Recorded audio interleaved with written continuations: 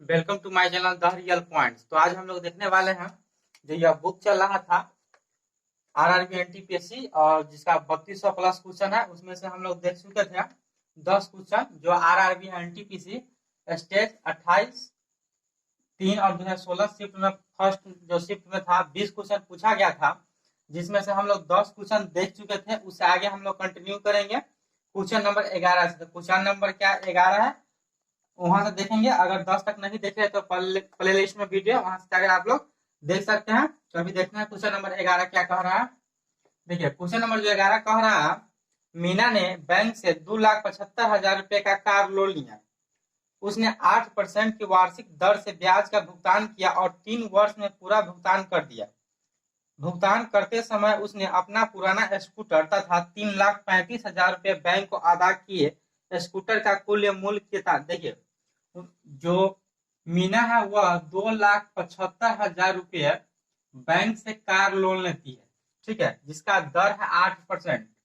यानी जो ब्याज के दर है 8% और यह है या 3 वर्ष, 3 वर्ष के लिए है।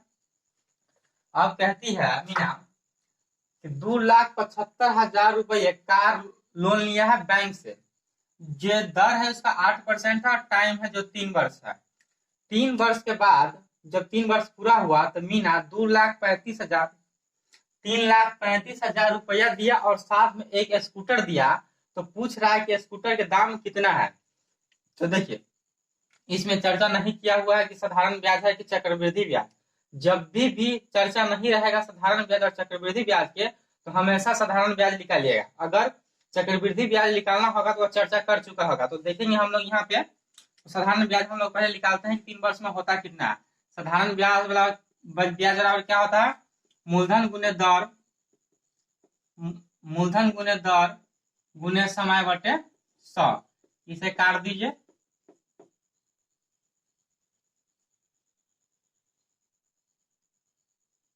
एक जीरो और होगा, बच जाएगा 66,000। जो इसका ब्याज आया है यानी साधारण ब्याज वह आया है 66,000। ठीक है, यहाँ पे लिख लीजिए 66,000। और जो इसका मूलधन था वह 2,75,000 था। तो हम लोग पहले निकालते हैं मिश्र धन यानी अमाउंट।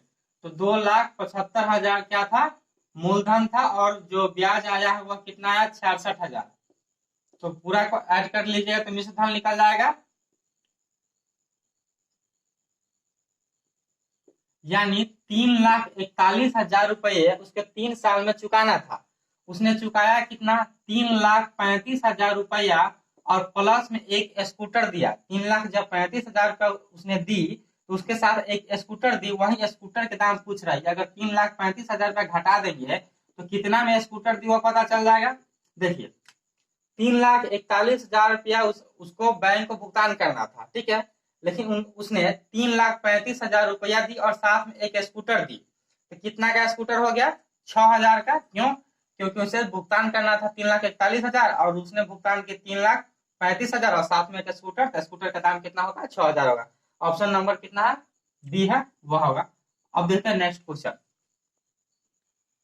क्वेश्चन नंबर जो नेक्स्ट है यानी 12, वह कह रहा है क्या? एक टैंक दो नल एक्स तथा वाई क्रमशः 5 घंटे तथा 10 घंटे में भरा जा सकता है, जबकि एक अन्य नल है जेड जो 20 घंटे में टैंक को खाली कर सकता है।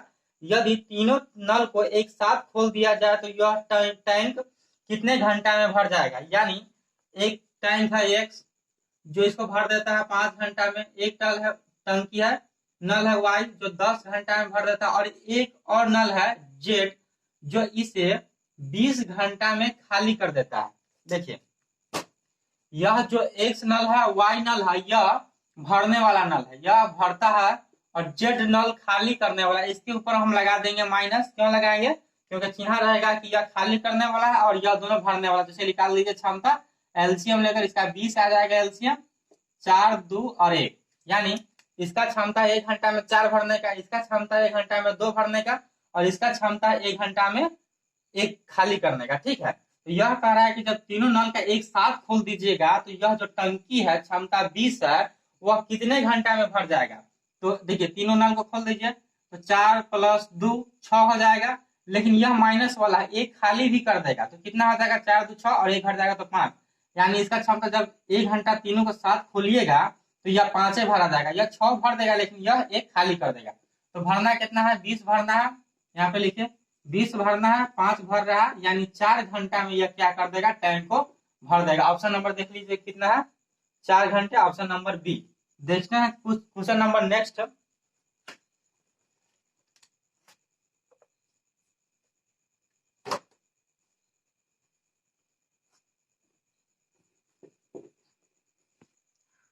क्वेश्चन नंबर जो 13 है वह यह कह रहा है, क्वेश्चन नंबर 13, अनिल ने 6 रुपये प्रति अंडे की दर से 100 अंडे खरीदे। उसने 25 अंडे 10% लाभ पर, 25 अंडे 25% हानि पर और बचे 50 अंडे 20% लाभ पर बेच दिए। तो बताइए कि अनिल को कितना प्रतिशत लाभ या हानि हुआ। देखिए 100 अंडा उसने खरीदा, 100 अंडा खरीदा उसने 6 रुपये की दर से। तो पहले निकाल लीजिए क्रय मूल्य, यानी 100 अंडा खरीदा 6 रुपये से, तो कितना दाम हो जाएगा, 600 रुपया होगा। यह 600 जो आया हुआ क्रय मूल्य आया है। अब कह रहा है उसने 25 अंडे 10% लाभ पर। देखिए एक अंडे का दाम है 6 रुपया। अब 25 अंडे का दाम कितना हो जाएगा, 150 रुपया। जो 25 अंडे है उसे वह 10% लाभ पर बेच दिया, यानी 110/100। अब बचा प्लस, अब कह रहा है कि 25 अंडे को 25% हानि पर बेच दिया। तो 25 अंडे का दाम कितना हो जाएगा, 25 × 150, और इसे क्या किया, 25% हानि पर बेच दिया, यानी 75/100। अब कह रहा है कि जो 50 अंडा बच गया, 25 अंडा बेच दिया, 25 अंडा बेच दिया, 100 अंडा था, तो अब बचा 50 अंडा। जो 50 अंडा बच गया है उसे इन्होंने 20% लाभ पर बेच दिया, यानी 120/100। तो अब पूछ रहा है कि कितना लाभ हुआ या हानि, उसका परसेंटेज बताने के लिए। ठीक है, तो इसे इजीली हम लोग करेंगे, केयरफुली सॉल्व, और आराम से आंसर आएगा। 2 जीरो से 2 जीरो काट सकते हैं, यानी 165 प्लस, इसे आप काट सकते हैं 3 मरतबे, 4 मरतबे, 2 से काट दीजिए 75 मरतबे, यानी 112.5 रुपया इसका आएगा। अब इसे सॉल्व कीजिए, 1 जीरो से 1 जीरो,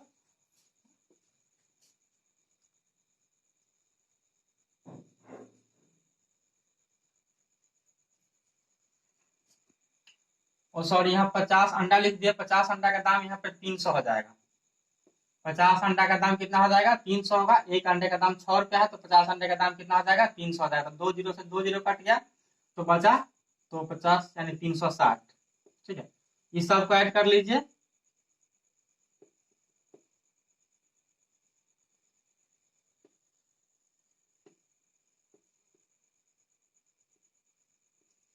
₹637 में उन्होंने क्या किया, बेच लिया। खरीदा था कितना में, 600 रुपया में खरीदा था। तो 600 रुपया में खरीदा था और 637 रुपया में क्या कर लिया, बेच लिया, यानी 37 रुपया 5 पैसा इसको लाभ हो गया। लेकिन लाभ पूछा नहीं है, पूछा है कि लाभ या हानि का परसेंटेज बताइए। तो हम लोग लाभ और हानि का परसेंट कैसे निकालते हैं, लाभ बटे क्रय मूल्य। क्रय मूल्य कितना है, 600 गुने 100। यह क्या निकल रहे हैं, लाभ का परसेंटेज। लाभ का परसेंटेज बराबर क्या होता है, लाभ बटे क्रय मूल्य गुने 100। काट दीजिए,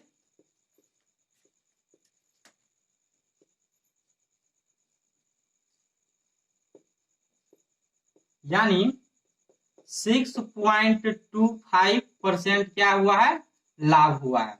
ऑप्शन नंबर किस में है, देख लीजिए, बी में है। अब देखते हैं क्वेश्चन नंबर नेक्स्ट।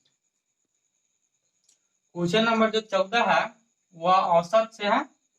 वह कह रहा है एक कंपनी में 10 कर्मचारी को प्रति कर्मचारी 36,200 रुपये दिया जाता है और 15 कर्मचारी को प्रति 33,550 रुपये वेतन मिलता है। तो प्रत्येक कर्मचारी का वेतन, तो सिंपली से आप कर सकते हैं 10 कर्मचारी को कुल वेतन निकाल लीजिए। क्या कीजिएगा, गुना करना पड़ेगा कुल वेतन निकालने के लिए, औसत दिया है इसलिए 36,200 से मल्टीप्लाई कर दीजिए, प्लस में कर दीजिए 15 को 33,550 से गुना।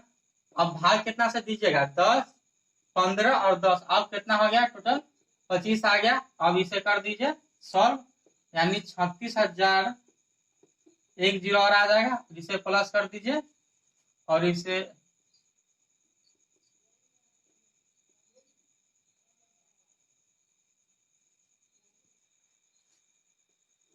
बट्टे 25। जब इसे आप सॉल्व कीजिएगा तो आ जाएगा कितना, इसे सॉल्व कर लीजिए आप।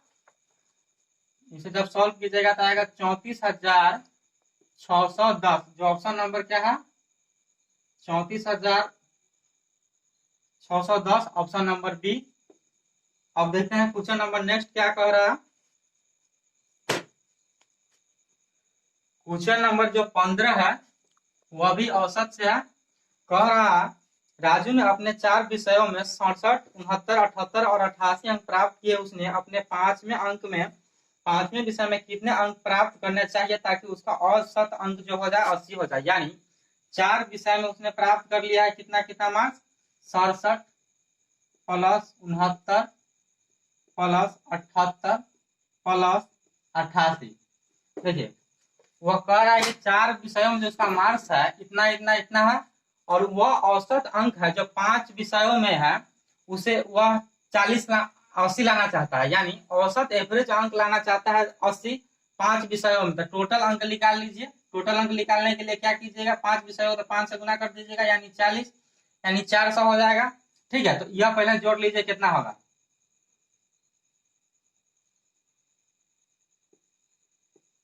यानी 302। 4 विषयों में मिलाकर उसका मार्क्स कितना है, 302, और उसे लाना कितना, 5 विषयों में टोटल लाना है 400। तो एक विषय में पूछ रहा है कि कितना मार्क्स लाएगा, तो इसे घटा दीजिए सिंपली, यानी 98 मार्क्स लाएगा तो उसका औसत जो आ जाएगा वह कितना आ जाएगा, 80 आ जाएगा 5 विषयों में। तो ऑप्शन नंबर किस में है, देख लीजिए, 98 डी में है।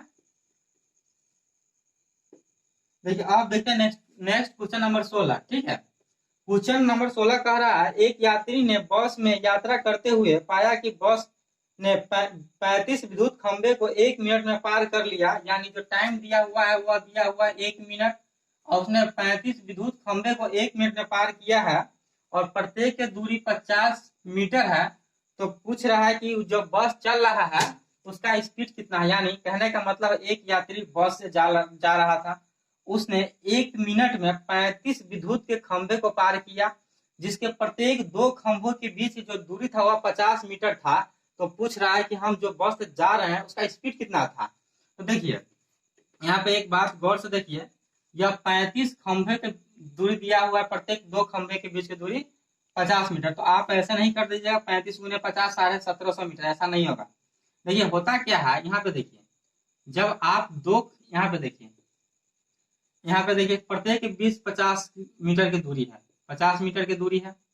तो आप एक बात गौर से देखिए, जब हम 2 खंभा लेते हैं, 3 खंभा, 1 खंभा 2 खंभा 3 खंभा, 3 खंभा लेते हैं तो 2 ही 50 ऐड होता है। अगर 4 खंभा लेते हैं, 1 खंभा 2 खंभा 3 खंभा 4 खंभा, तो 3 ही 50 ऐड होता है। यानी कहने का मतलब है शुरू वाला ऐड नहीं होता है, क्योंकि हम यहाँ से चलना ही प्रारंभ किए हैं, तो यहाँ पे पहुंचे हैं तो 1 पूरा हुआ है। यानी देखिए यहाँ पे 4 खंभा लिए हैं तो 3 का ऐड हुआ, 1 2 3 4, 4 खंभा लिए हैं और 3 50 ऐड हुआ। ऐसा ही जब 35 खंभा चलेंगे तो 34 का ही ऐड होगा। क्यों, क्योंकि एक शुरू में है, तो इसका पहले पूरा डिस्टेंस निकाल लीजिए। 34 गुने 50 इक्वल टू 1700 मीटर, इसको मीटर में रहने दीजिए। ठीक है, और जो हम लोग का टाइम दिया हुआ है इसे सेकेंड में कन्वर्ट कर लीजिए, 60 सेकेंड। कन्वर्ट में क्यों, सेकेंड में क्यों करेंगे, मिनट में क्यों नहीं रहने देंगे। जो मात्रक होता है वो होता है मीटर प्रति सेकेंड या किलोमीटर प्रति घंटा।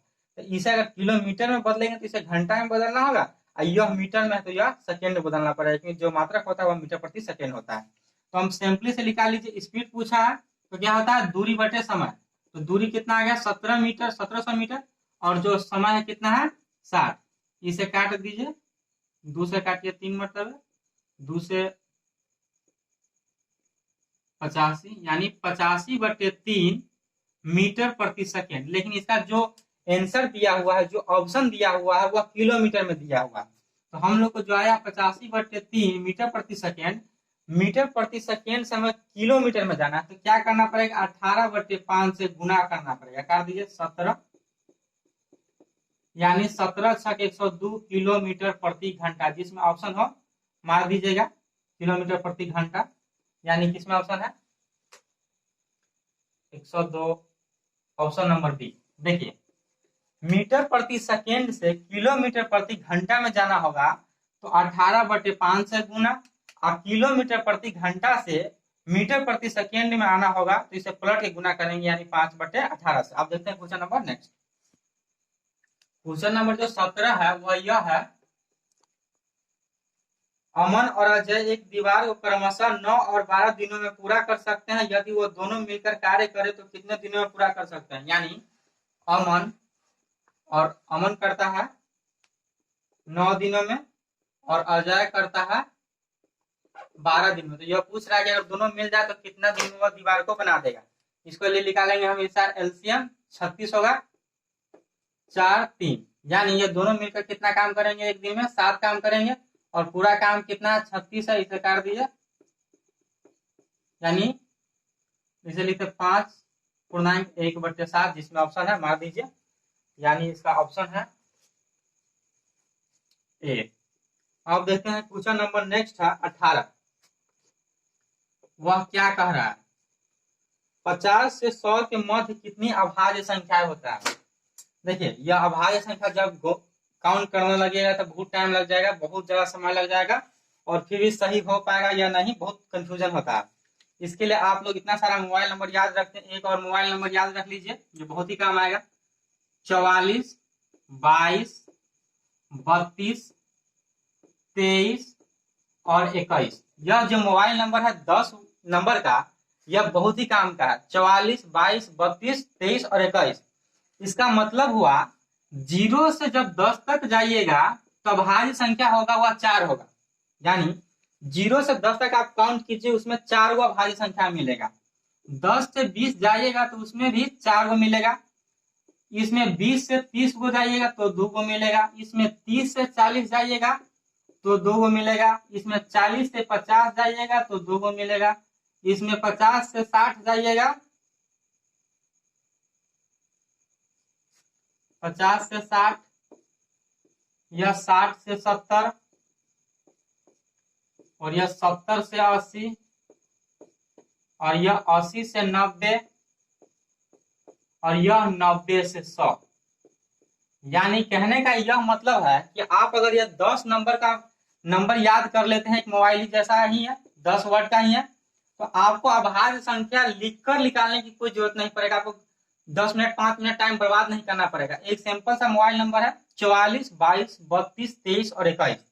अगर पूछ दे कि 0 से 100 तक कितना अभाज्य संख्या होता है तो पूरा को और ऐड कर दीजिएगा। अगर पूछ देगा 10 तक होता है कितना तो पहले का हो जाएगा। अगर पूछ देगा 10 से 20 तक होता है तो कितना होता है 4 होता है। तो हम लोग को जो पूछा है वह पूछा है 50 से 100, यानी 50 से 100। यहाँ से देखिए 50 से 60, 60 से 70, 70 से 80, 80 से 90, 90 से 100, सबको ऐड कर लीजिए कितना 3 + 2 + 2 + 3 + 1 + 1, यानी 5 2 7 7 3 10,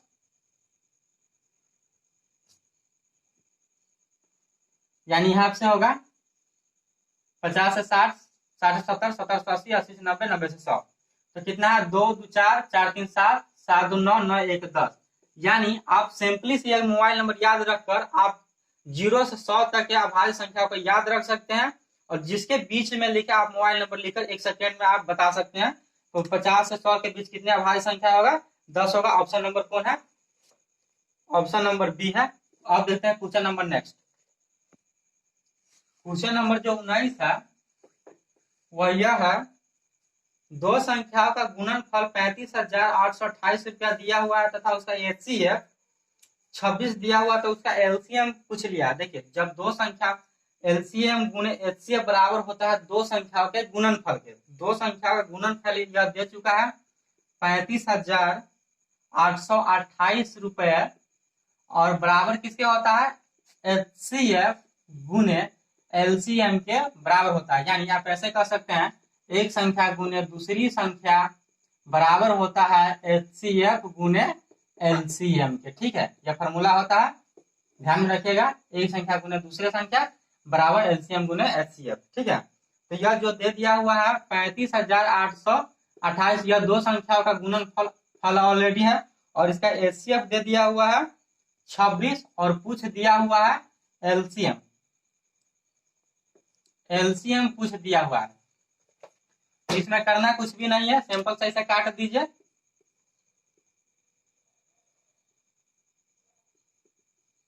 यानी एलसीएम बराबर कितना आ गया 1378। 1378 ऑप्शन नंबर कौन है 1378, ऑप्शन नंबर सी। आप देखते हैं क्वेश्चन नंबर 20 क्या कर रहा है, ये भी सिंपल सा है। दिया हुआ है a square minus b square divide by a plus b equal to 25, और पूछ दिया ए माइनस बी के मान बताइए कि कितना होगा। देखिए इसे सिंपली से हल कीजिए। ए स्क्वायर माइनस बी स्क्वायर को आप क्या लिख सकते हैं, ए प्लस बी लिख सकते हैं और माइनस ए माइनस बी लिख सकते हैं। इसका फॉर्मूला होता है a square minus b square बराबर ए प्लस बी इंटू ए माइनस बी, गुना कीजिएगा तो फिर इतना ही आ जाएगा। ये डिवाइड है यानी भाग है, तो बटे में लिख सकते हैं ए प्लस बी और बराबर दिया हुआ है 25।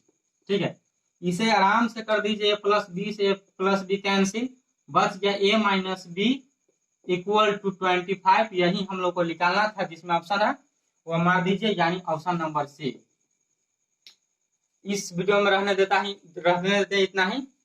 आई होप कि वीडियो आप लोग पसंद आया होगा। वीडियो पसंद आया तो वीडियो को लाइक कर ले, अगर आप मेरे चैनल पर नए हो तो चैनल को सब्सक्राइब कर ले। अगर आप चाहते हैं कि यह जो 3200 क्वेश्चन है और रीजनिंग है बहुत जल्द से जल्द आप लोग का सोल्यूशन मिले, तो ज्यादा से ज्यादा दोस्तों में शेयर करें। मिलते हैं अगले वीडियो में, तब तक के लिए जय हिंद।